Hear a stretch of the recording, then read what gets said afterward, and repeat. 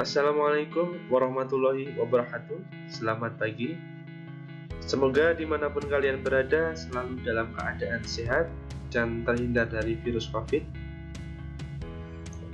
Pada video pembelajaran kali ini kita akan membahas terkait salah satu kaidah pencacahan, yaitu kombinasi. Kombinasi adalah pencacahan yang tidak memperhatikan urutan dari objek-objeknya. Yang membedakan kombinasi dengan permutasi yang kita pelajari pada video pembelajaran sebelumnya, yaitu ketika permutasi memperhatikan urutan, sedangkan kombinasi tidak memperhatikan urutan, gitu ya. Jika suatu himpunan dengan n anggota akan disusun R objek tanpa memperhatikan urutan, maka banyaknya susunan tersebut yaitu kombinasi R dari n. Jadi kalau kombinasi kita lambangkan dengan notasi C dari combination, kemudian kalau permutasi kita lambangkan dengan notasi P dari permutation, gitu ya. Kombinasi R dari N sama dengan N faktorial dibagi R faktorial dikali N minus R faktorial.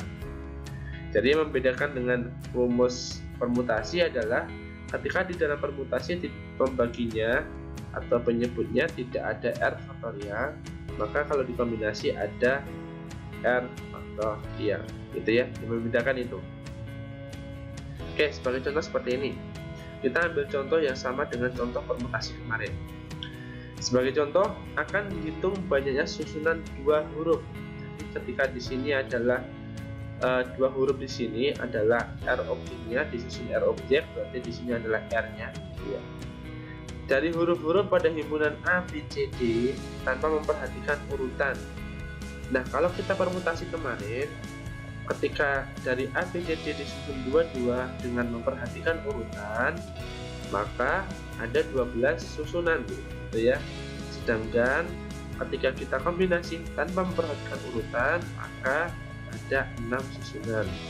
Yang membedakan di mana? Misalkan ketika permutasi yang AB ini ya, itu tidak boleh sama dengan PA. Jadi AB sama PA itu sendiri kalau permutasi. Jadi makanya kalau di permutasi anggotanya ada AB, ada anggota BA juga.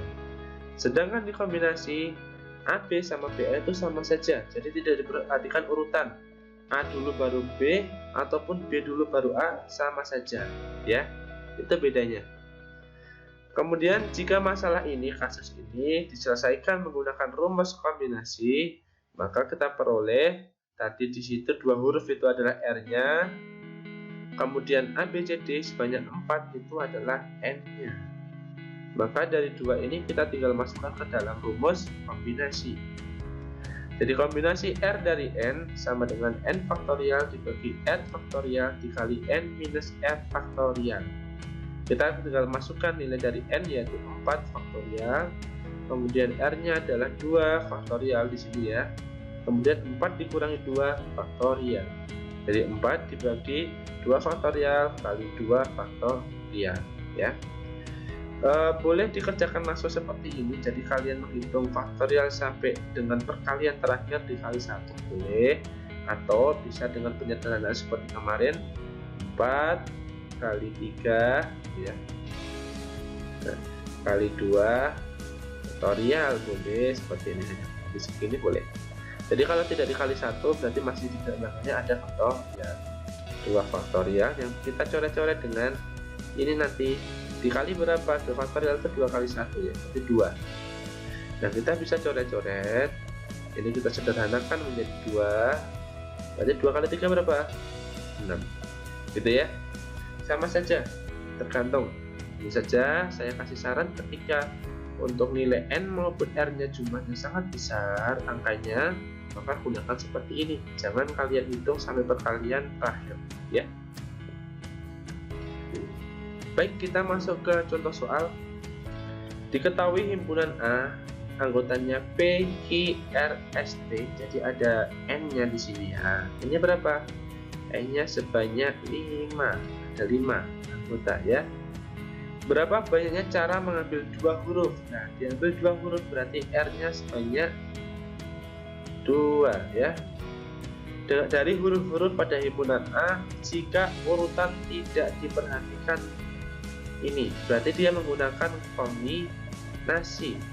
Jadi caranya tinggal kita masukkan ke dalam rumus kombinasi seperti ini. Jadi kombinasi R-nya berapa? 2 dari 5 sama dengan 5 faktorial dibagi 2 faktorial dikalikan 5 minus 2 faktorial. Nah, jadi seperti ini. Kemudian dihitung saja. Nah, ini berhenti ketika 3 faktorial. Kita coret-coret dengan yang sini. 2 kita coret, menyederhanakan di sini tinggal 2. 5 kali 2 sama dengan 10. Gitu ya. Oke, langsung kita masuk ke contoh yang kedua. Jadi kalau untuk kajian penjajahan ini memang agak sulit membedakan mana menggunakan kombinasi, mana menggunakan permutasi. Sebenarnya kuncinya cuma satu, perhatikan saja definisinya, yaitu permutasi memperhatikan urutan, kombinasi tidak memperhatikan urutan, gitu ya. Baik, masuk soal nomor 2. Dari 7 calon peserta, berarti N-nya sebanyak berapa? 7. Nah, paduan suara akan dipilih 5 orang untuk mengikuti festival paduan suara. R-nya berapa? R-nya 5. Dipilih 5 dari 7 ya. Tentukan banyaknya cara pemilihan tersebut. Nah, dari soal ini tidak ada keterangan urutan diperhatikan ataupun urutan tidak diperhatikan. Tidak seperti soal yang pertama tadi ya. Ini ada tulisan urutan tidak diperhatikan. Nah, tapi yang kedua ini tidak ada keterangan seperti itu. Nah, kita kadang bingung mau menggunakan permutasi atau menggunakan kombinasi.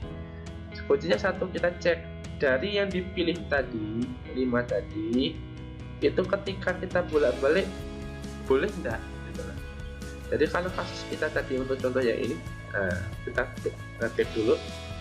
Ketika kita pilih anggotanya ini ada 6 anggota, ini ya ada 6. Kita pilih, ketika kita pilih AB, apakah kita boleh pilih VA seperti itu loh? Tidak boleh kalau permutasi. Kalau kombinasi boleh. Berarti kita cek di sini. Apakah kita bolak-balik boleh? Misalkan kita pilih 5 anggota. Ada A, B, susah ya, C, D, E. Ini kita dianggap di sini adalah 5 orang yang istilahnya sama, semuanya orang dan itu sama ya. Jika kita pilih urutannya yang B, A, C, D, ya kan sama saja, tidak masalah gitu ya.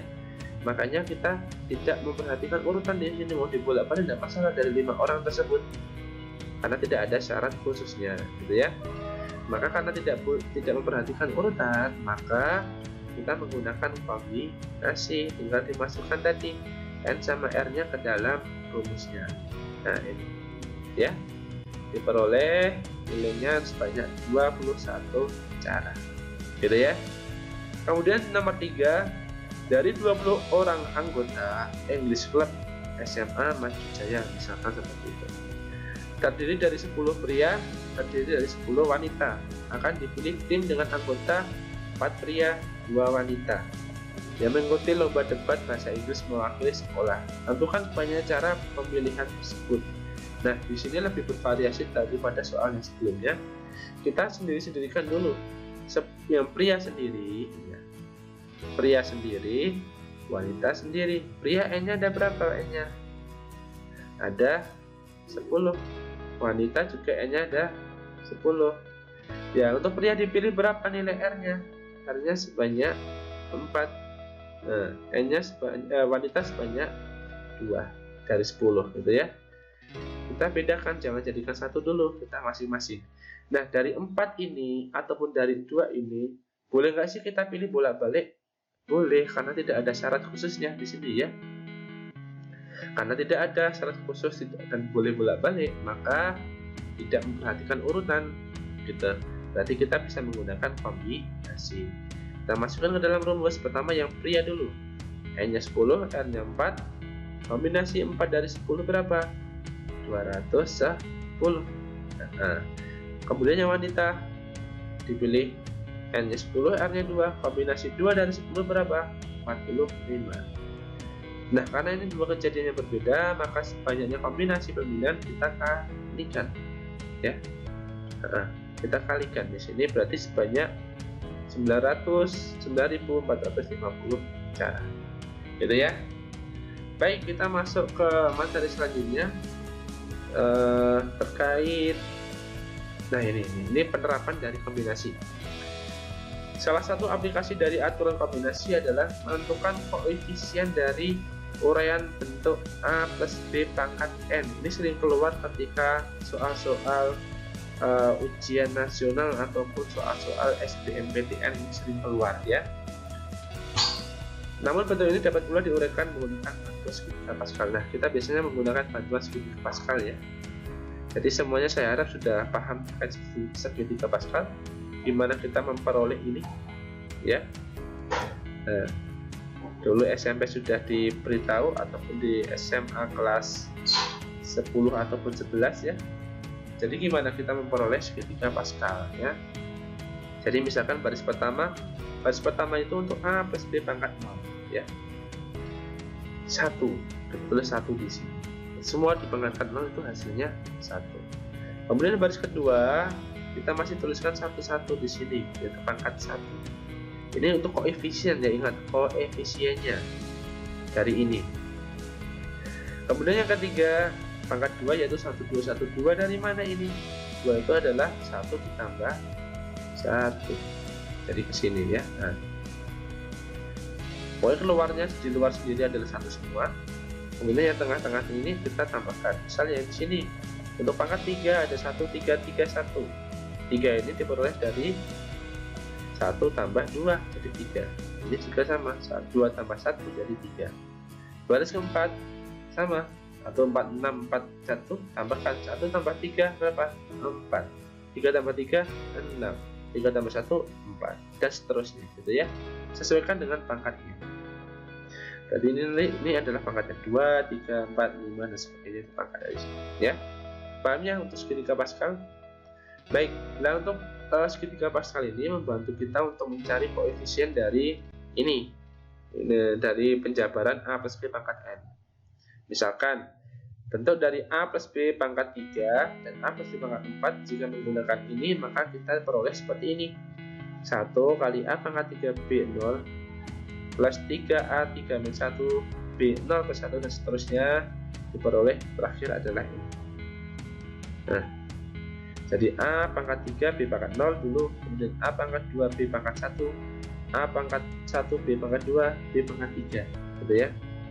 Kemudian ini adalah koefisien 1, 3, 3, 1 sesuai dengan ini tadi. Nah, pangkatnya 3 soalnya gitu ya. Yang keempat pun sama, diperoleh ini. Nah, 1, 4, 6, 4, 3, 1. Nah, selain menggunakan aturan Pascal ini, menentukan koefisien dari penjabaran A plus B pangkat N juga bisa menggunakan aturan kombinasi seperti ini jadinya. Maka kalau kalian nanti akan mempelajari lebih lanjut, ketika menggunakan kombinasi dari penjabaran ini, maka diperoleh rumus binomial Newton. Dia namanya binomial Newton. Jadi A plus B pangkat N sama dengan sigma dari R sama dengan 0 sampai N kombinasi R dari N gitu ya. Jadi ini koefisiennya, kombinasi R dari N dengan A pangkat N min R kali B pangkat N. Jadi yang berjalan hanya R-nya dari 0. Jadi 0, 1, 2, 3 sampai N. Jadi R itu berjalan dari 0, 1, 2 dan seterusnya sampai N gitu ya. Lainnya tidak berjalan, tetap N-nya tetap. Jadi misalkan untuk R sama dengan 0, misalkan ya, R sama dengan 0 berarti berapa? Misal N-nya, misal ini aja contoh ini aja yang tadi sudah kita kerjakan, A plus B pangkat 3. Berarti di sini N-nya berapa? Oh, N-nya 3. N-nya 3. N-nya adalah N-nya 3 gitu ya. N-nya 3. Kemudian R-nya berapa? Nah, R-nya berjalan. Karena N-nya sampai 3 berarti R-nya 0, 1, 2, dan 3. Ada 4 baris. 1, 2, 3, 4 ya, ada 4 penjumlahan di sini karena di sini adalah sigma. Pertama untuk N-nya 3 dan R-nya 0, berarti kombinasi dari 0 dari 3, A pangkatnya N min R berapa? N-nya 4 dikurangi N-nya 3 dikurangi 0, 3. B-nya pangkat R yaitu 0. Kemudian untuk R-nya 1, ini untuk R-nya 0 ya. Nah, 0. Untuk R-nya 1, ini R-nya 1, maka kombinasi 1 dari 3, sesuaikan ini, dikali A pangkat N min R, 3 kurangi 1 ya. Kemudian B, R-nya ini berapa R-nya tadi? R-nya 1, nah 1. Ini nggak usah 0 plus 1, harusnya 1 saja langsung ya. Kemudian yang ketiga untuk R-nya 2. Nah, R-nya 2, kombinasi 2 dari 3, A-nya 3 min 2, B-nya R, yaitu 2. Ini nggak ada 0 ya, salah ini ya. Harusnya langsung 2. Ini juga sama, kombinasi R-nya 3 dan R-nya 3 diperoleh ini ya. Maka kalian hitung, masukkan nilai kombinasi masing-masing koefisien ini ya, diperoleh ini. Nah, sama saja kan hasilnya dengan menggunakan aturan bantuan segitiga Pascal. Jadi bisa menggunakan aturan binomial Newton gitu ya, menggunakan kombinasi. Nah, ini adalah salah satu penerapan dari aturan kombinasi. Baik, kita masuk ke contoh soal. Uraikan bentuk dari A plus 2 pangkat 4. Nah, ini bentuknya sudah A plus B gitu ya, pangkat N. N-nya berapa? N-nya 4. A plus B. B-nya diketahui berapa? 2. A-nya tetap. Berarti kalau N-nya ada 4, berarti ada berapa baris nanti? Berapa? Nah, pangkatnya berapa? Kalau N-nya 3 tadi ada 1, 2, 3, 4 ya. Jadi 0, 1, 2, 3, 4, 3. Kemudian kalau N-nya 4 berarti R-nya dari 0 sampai dengan 4. Jadi ada 5 penjumlahan ya.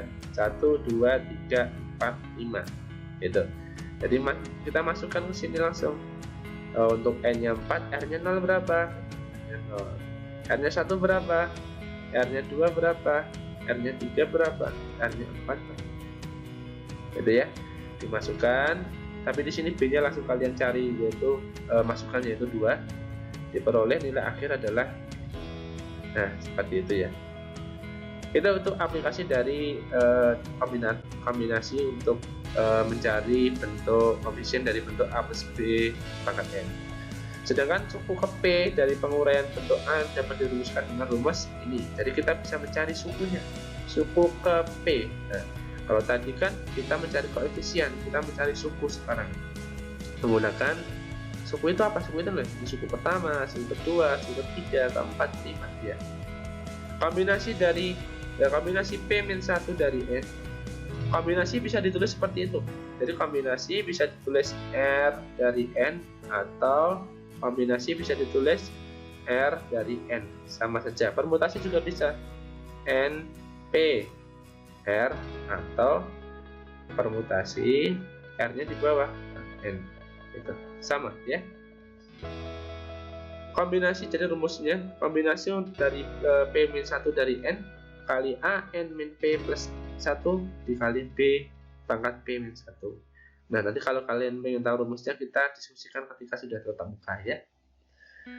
Contoh, kita tinggal masukkan ke sini. Tentukan suku keempat dari uraian bentuk A plus B pangkat 8. Daripada kita menjabarkan, berarti kita bisa menggunakan rumus ini gitu ya. A plus B pangkat 8 berarti N-nya berapa? 8. R-nya berapa? R-nya sebanyak 9 ya. Tapi kita tidak menjabarkan, berarti kita langsung ke sini saja. Suku keempat dari suku keempat berarti P-nya, P sama dengan 4, suku keempat, suku ke P tadi ya. Kombinasi rumusnya kita tulis, maka kita masukkan P-1 berapa? 4-1, N-nya 8. Kemudian A pangkat 8 kurangi P-nya tadi 4 tambah 1, B pangkat 4-1 gitu ya. Tinggal masukkan ke sini. Diperoleh ini, kalian hitung kombinasinya, diperoleh ini, coret-coret dan seterusnya ya, diperoleh nilai ini. Nah, ini adalah suku keempat dengan koefisiennya 56, variabelnya A pangkat 5 ditambah 3 gitu ya. Baik, itu adalah materi terkait kombinasi dan juga aplikasi terkait kombinasi dalam penjabaran bentuk A plus B pangkat N. Untuk kali ini tidak ada soal latihan, PR saja buat kalian, silahkan cari-cari jenis-jenis soal, terutama soal yang berbentuk uraian aplikasi, karena membedakan untuk permutasi dan kombinasi agak susah. Jadi silahkan kalian cari soal sebanyak-banyaknya, kalian tentukan oh ini pakai kombinasi, oh ini pakai permutasi, gitu ya. Baik, kita akhiri video kali ini. Wassalamualaikum warahmatullahi wabarakatuh.